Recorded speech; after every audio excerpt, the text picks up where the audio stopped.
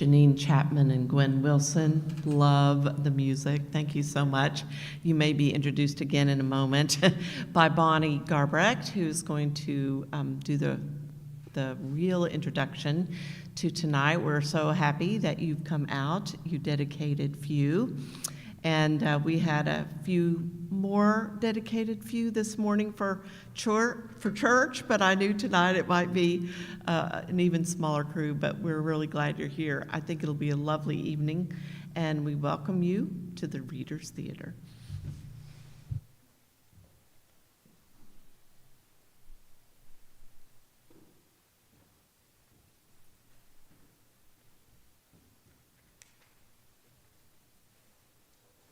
Well, we want to echo Ann in thanking you for coming out on this blustery, cold winter evening. We hope that you'll enjoy what you're about to hear. The St. Andrews Readers Theater is a fairly new addition here at St. Andrews, as most of you know, and we are so appreciative of the Arts on the Hill team for enthusiastically supporting this new venture. It's been fun for those of us who don't have singing voices, but have speaking voices, to be able to put on little productions like this. Unfortunately, due to some health issues, our fearless leader, Gail Brandt, is unable to be with us tonight, but I know that she is with us in spirit. So like the lessons and carols that we all participated in this morning, tonight we're going to be interweaving spoken word with music. In the case of this evening, it will be short Christmas stories with very familiar Christmas carols interweaving between the two. We're very grateful to Janine Chapman and Gwen Wilson for accompanying us on the piano, and isn't it lovely to hear a piano duet? I haven't heard that in a long time. It's so beautiful. So let's get started, and Jack's going to introduce the first three pieces that you're about to hear. Well, we often say that Christmas is a time for children, or that the best way to understand Christmas is to understand it through the experience of a child. These are three short plays that look at Christmas through the eyes of children. Wally Perling, who becomes the innkeeper, Pedro and little brother, who find their way to Christmas Eve, and Kate, the Girl Scout. And through the eyes of these children, perhaps we can catch a new glimpse of the meaning of Christmas.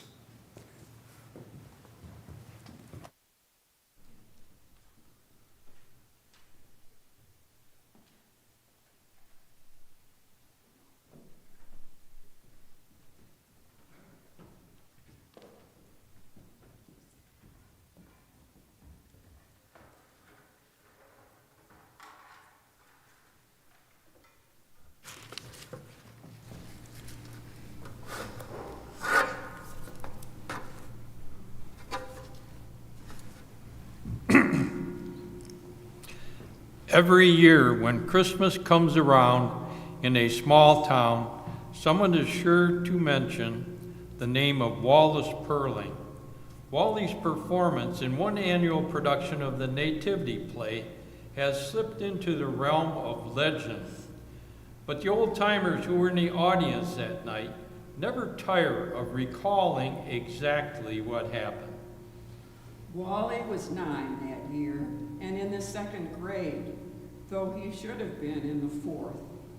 Most people in town knew he had difficulty keeping up. He was big, slow in movement and mind. Still, Wally was well liked by the other children in his class, all of whom were smaller than he was. He was always smiling, always helpful, a natural protector of the underdog. As Christmas approached, Wally fancied the idea of being a shepherd with a flute in the Christmas pageant, but the play's director, Miss Lombard, assigned him a more important role. After all, she reasoned, Wally's size would make his refusal of lodging to Joseph and Mary more forceful. And besides, the innkeeper does not have many lines. And so it happened that the usual large audience gathered for the town's yearly extravaganza of crooks and creches, beards and crowns, and a whole stage full of squeaky voices. No one on stage or in the audience was more caught up in the magic of the night than Wally Perling.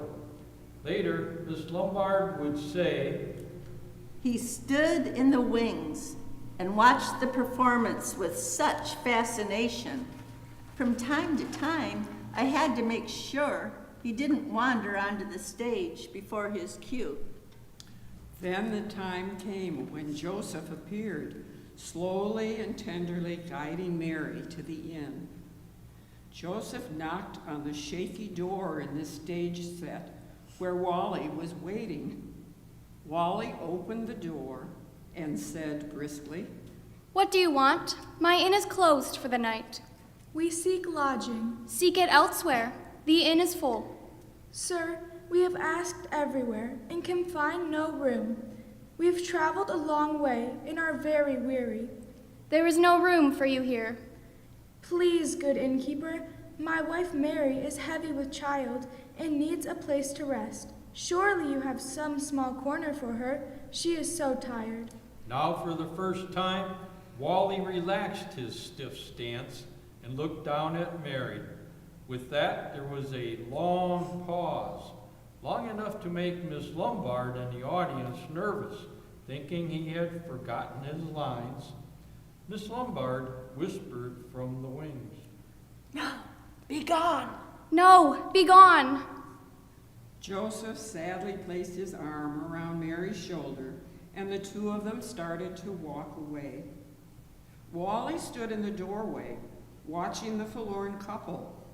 His mouth was open, his brow creased with concern, his eyes filled with tears.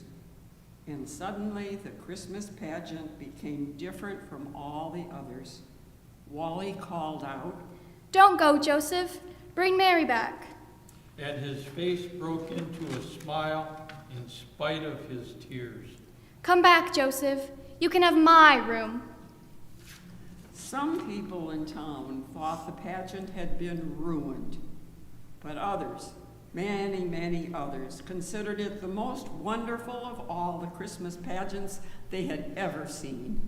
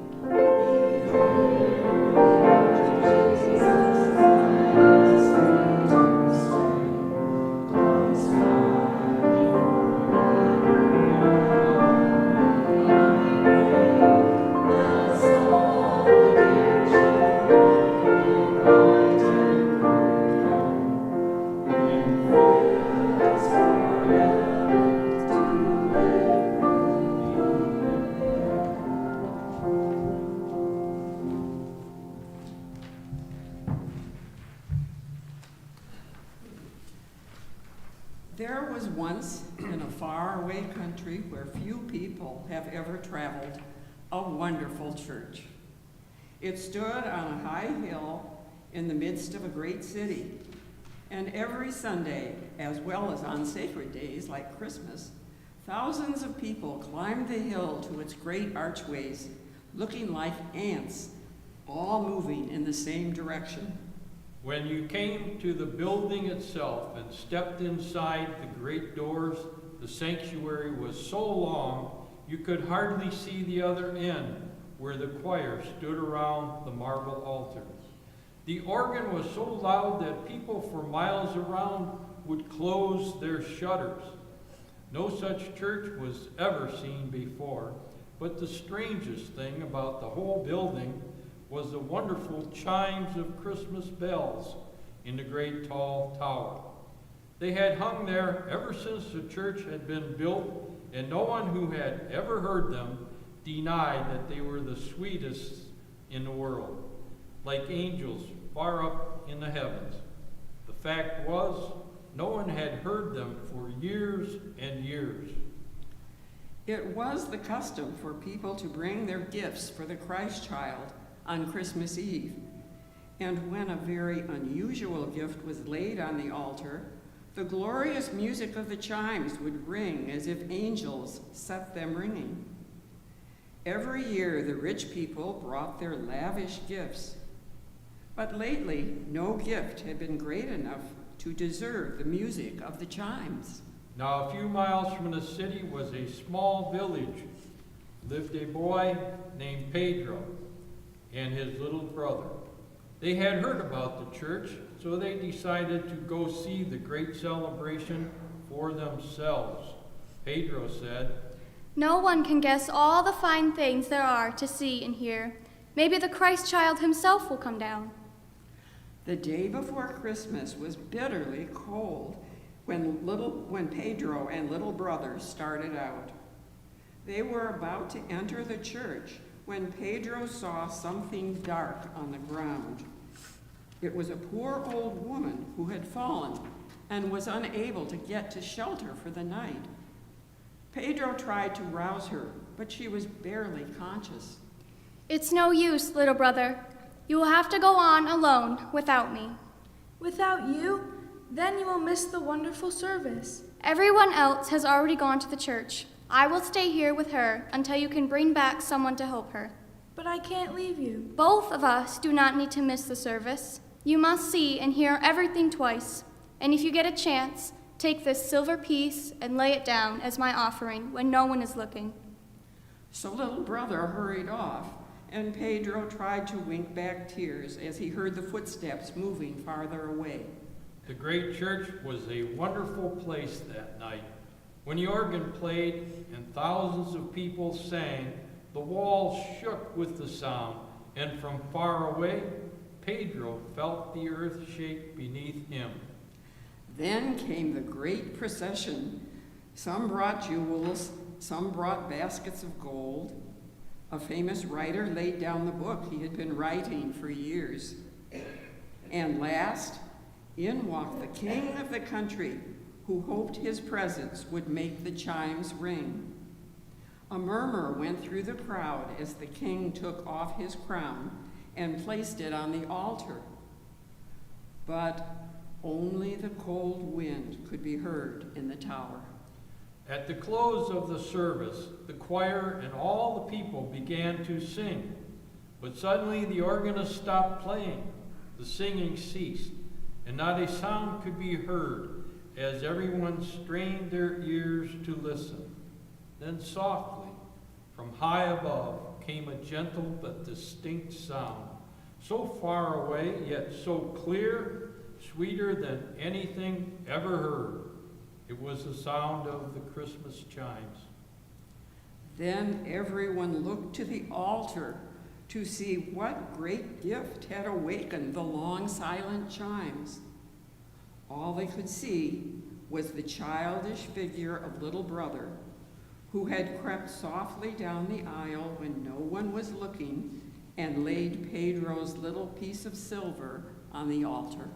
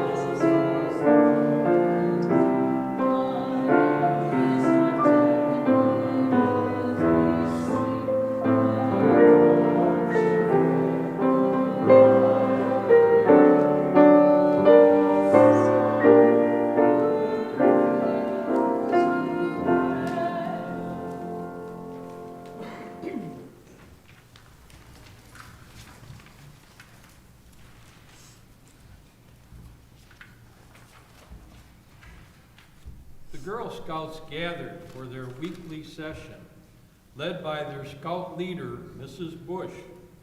Scouts, we are entirely too involved with ourselves. It was all I could do to keep from snickering out loud. Mrs. Bush always called us scouts, not girls or kids like a normal grown-up, or students like a teacher. All of us called her Bushy behind her back. It absolutely fit. She had a bad permanent that frizzed all over her strange little round head, and she never shaved her legs. She was a sight. Are we all agreed then, Scout Henson? Why did Bushy always say we? Doesn't she know any other pronouns?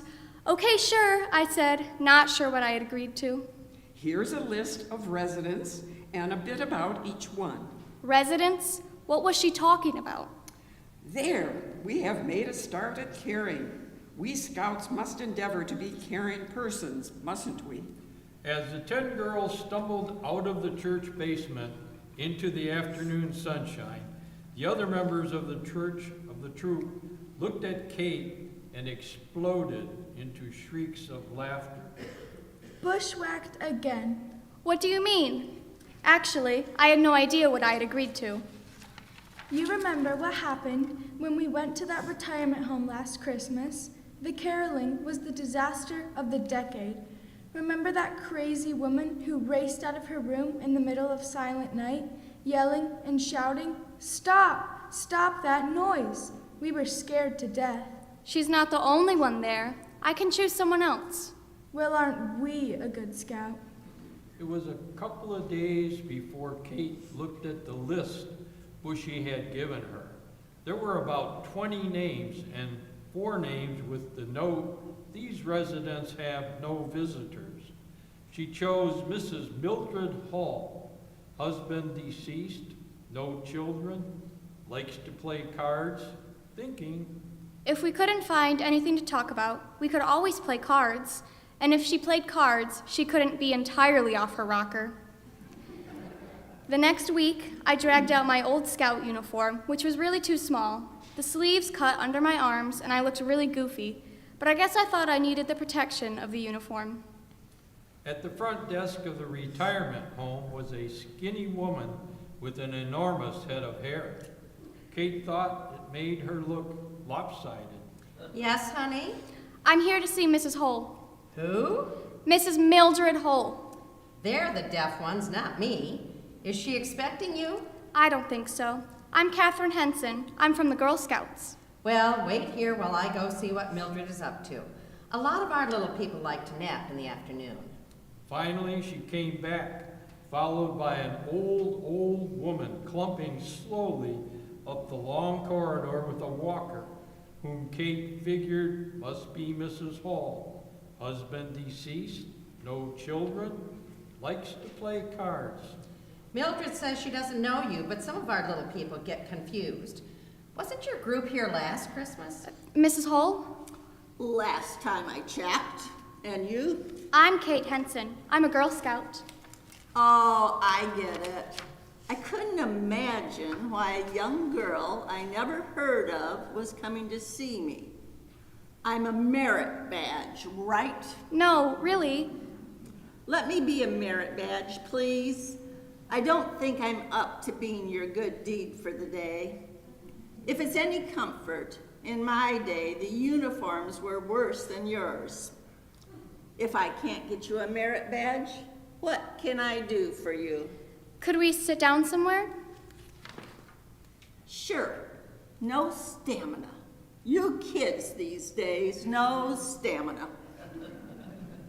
She clumped her way to a sitting area, and Kate hovered while she heaved herself into a chair. Tell me about yourself. I haven't seen a child close up for ages. What do you like to do? What would you be doing if you hadn't been shamed into coming to visit some poor little old lady? What do you like to be called?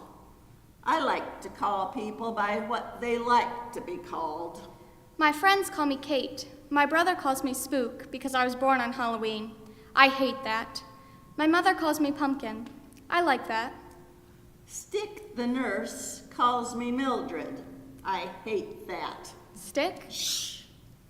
We call her that because she looks like one of those stick figures children draw. My friends used to call me Millie. My brother called me Mildew. I hated that. But my husband, Ralph, picked it up and called me Dewey. Ralph was my brother's friend. I was 17 when I met him, and the minute I saw him, I knew I wanted to marry him. When my brother introduced me as Mildew, I was ready to kill him.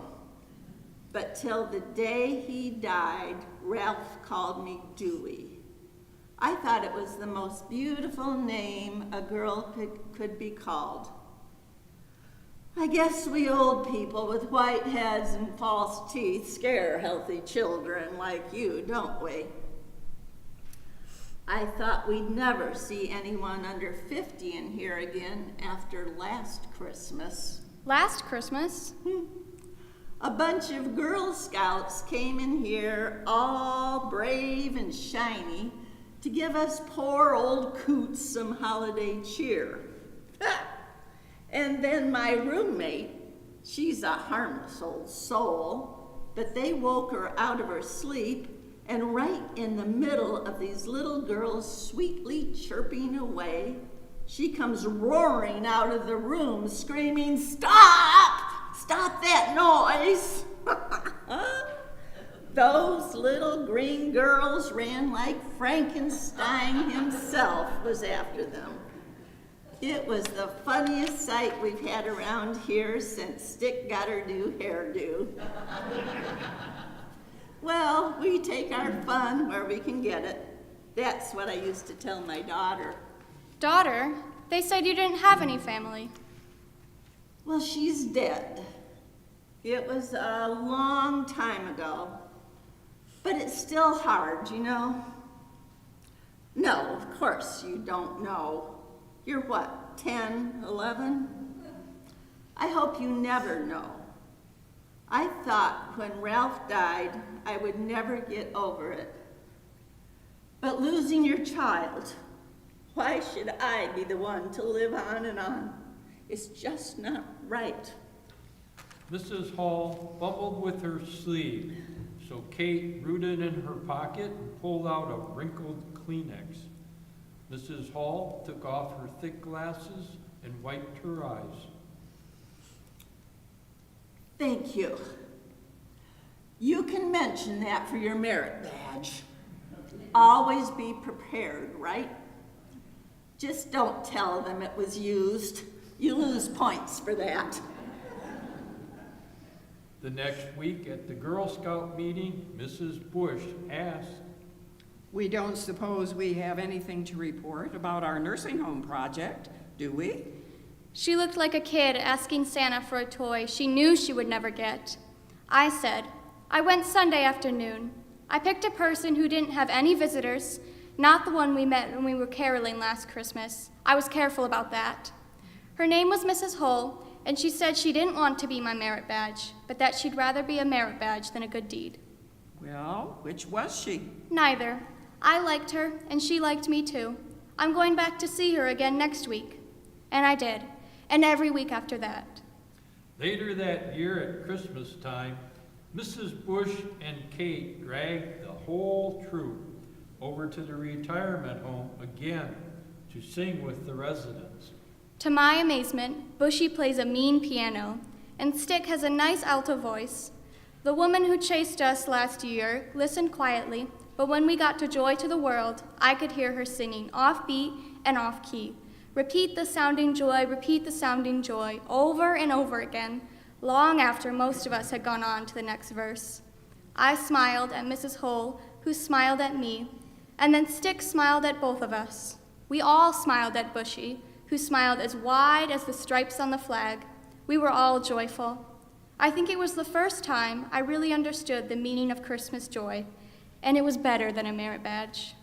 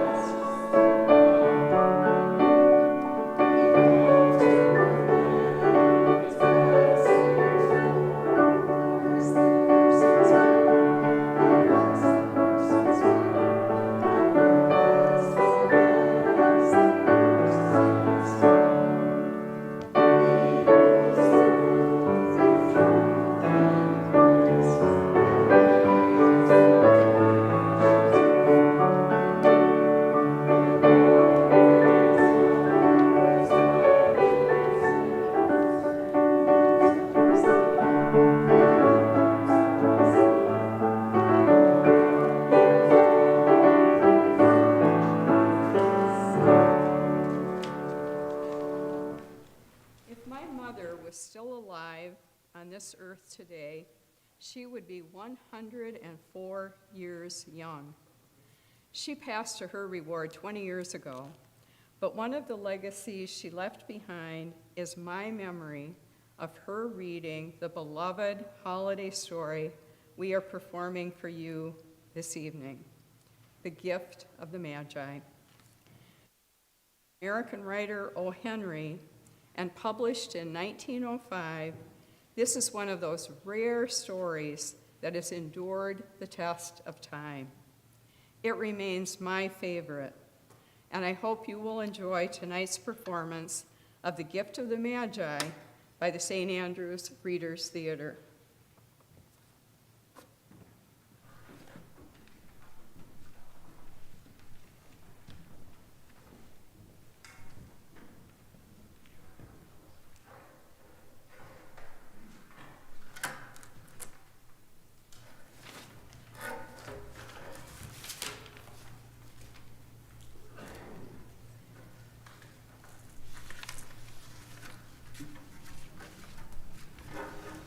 $1.87.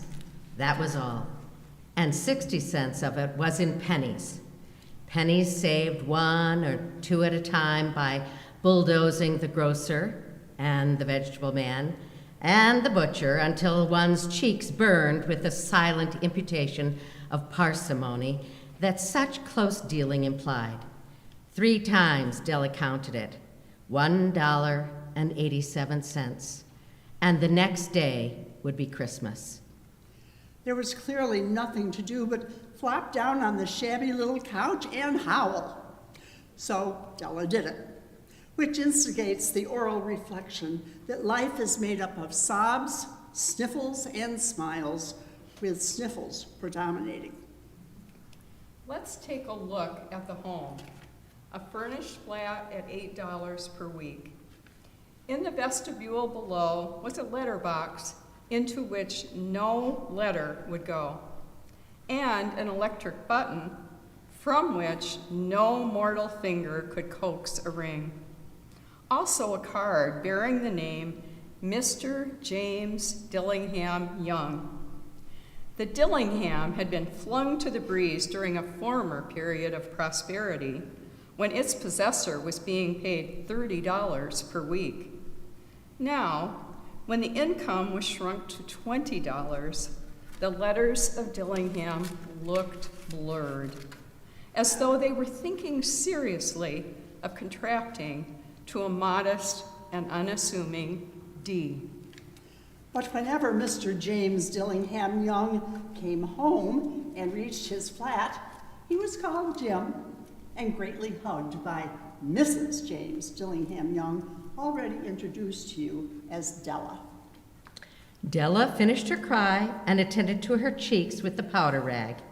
She stood by the window and looked out dully at a gray cat walking a gray fence in a gray backyard. Tomorrow would be Christmas Day, and she only had $1.87 with which to buy Jim a present. She had been saving every penny she could for months, with this result. Only $1.87 to buy a present for Jim. Her Jim. Many a happy hour she had spent planning something nice for him. Something fine and rare and sterling.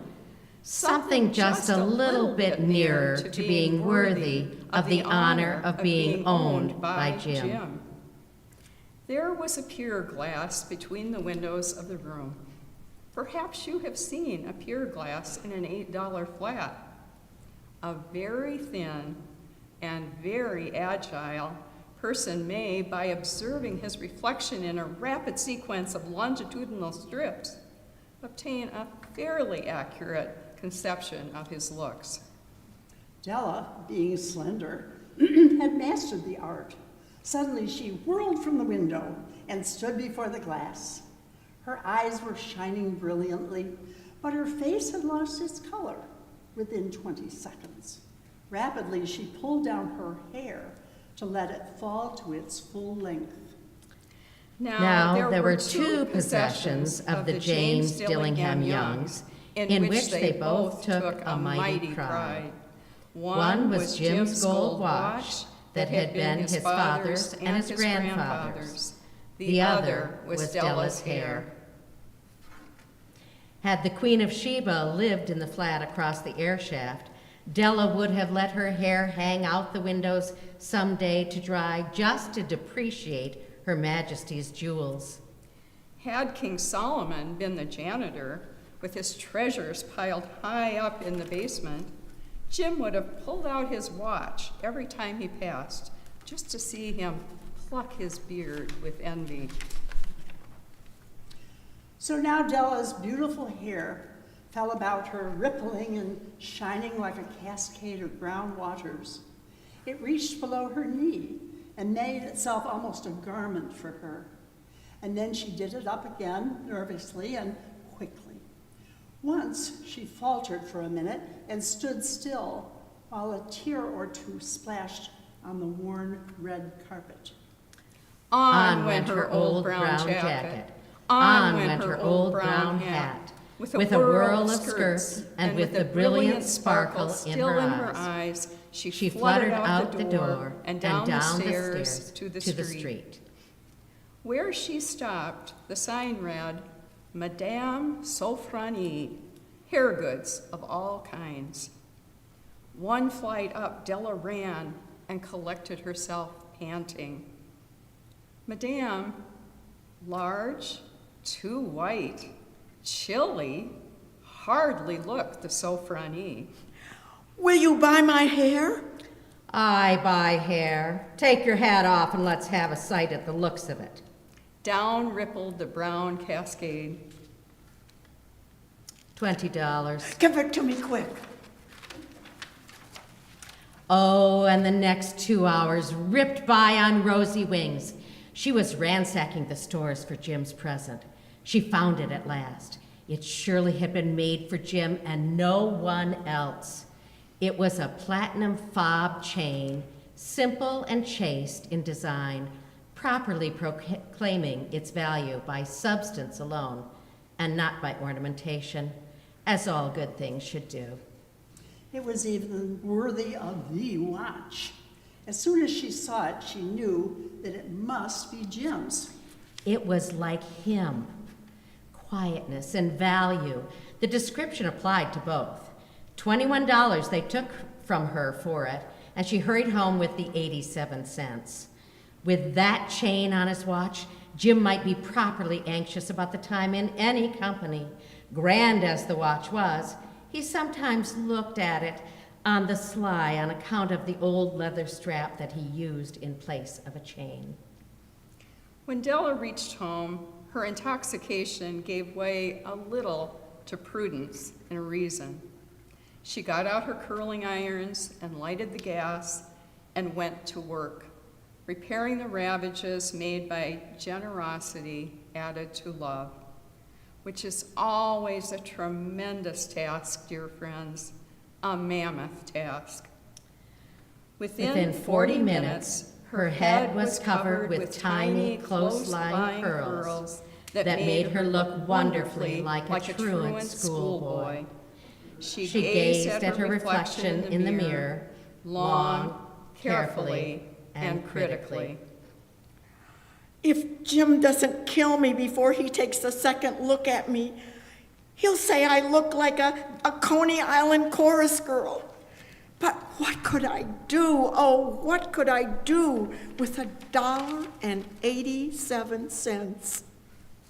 At 7 o'clock, the coffee was made, and the frying pan was on the back of the stove, hot and ready to cook the chops. Jim was never late. Della doubled the fob chain in her hand and sat on the corner of the table near the door. Then she heard his step on the stairway down on the first flight, and she turned white for just a moment. She had a habit of saying little silent prayers about the simplest of everyday things, and now she whispered, Please, God, make him think I'm still pretty. The door opened, and Jim stepped in and closed it. He looked thin and very serious. Poor fellow, he was only 22, and to be burdened with a family. He needed a new overcoat, and he was without gloves. Jim stepped inside the door as immovable as a setter at the scent of quail. His eyes were fixed upon Della, and there was an expression in them that she could not read, and it terrified her. It was not anger, nor surprise, nor disapproval, nor horror, nor any of the sentiments that she had been prepared for. He simply stared at her fixedly with that peculiar expression on his face. Della wriggled off the table and went for him. Jim, darling, don't look at me that way. I had my hair cut off and sold it because I couldn't have lived through Christmas without giving you a present. It'll grow out again. You won't mind, will you? I just had to do it. My hair grows really fast. Say Merry Christmas, Jim, and let's be happy. Oh, you don't know what a beautiful, nice gift I've got for you. You've cut off your hair? Cut it off and sold it. Don't you like me just as well anyhow? I'm me without my hair, ain't I? You say your hair is gone? You needn't look for it. It's sold, I told you. Sold and gone. It's Christmas Eve, Jim. Be good to me, for it went for you. Maybe the hairs on my head were numbered, but nobody could ever count my love for you. Shall I put the chops on, Jim? Out of his trance, Jim seemed to quickly wake. He enfolded his Della. He drew a package from his overcoat pocket and threw it upon the table. Don't make any mistake, Dell, about me. I don't think there's anything in the way of a haircut or shave or shampoo that could make me like my girl any less. But if you'll unwrap that package, you may see why you had me going there for a while. White fingers and nimble tore at the string and paper, and then an ecstatic scream of joy, and then, alas, a quick feminine change to hysterical tears and wails, necessitating the immediate employment of all the comforting powers of the Lord of the Flat. For there lay the combs, the set of combs, side and back, that Della had worshipped for so long in a Broadway window. Beautiful combs, pure tortoiseshell with jeweled rims, just the shade to wear in the beautiful, vanished hair. And they were expensive combs, she knew, and her heart had simply craved and yearned over them without the least of possession. And now they were hers. But the tresses that should have been beautified by the coveted adornments were gone. She hugged the combs to her bosom, and at length she was able to look up with dim eyes and a smile and say, My hair grows so fast, Jim. and then Della leaped up like a singed cat and cried. Oh! Jim had not yet seen his beautiful present. She held it out to him eagerly upon her open palm.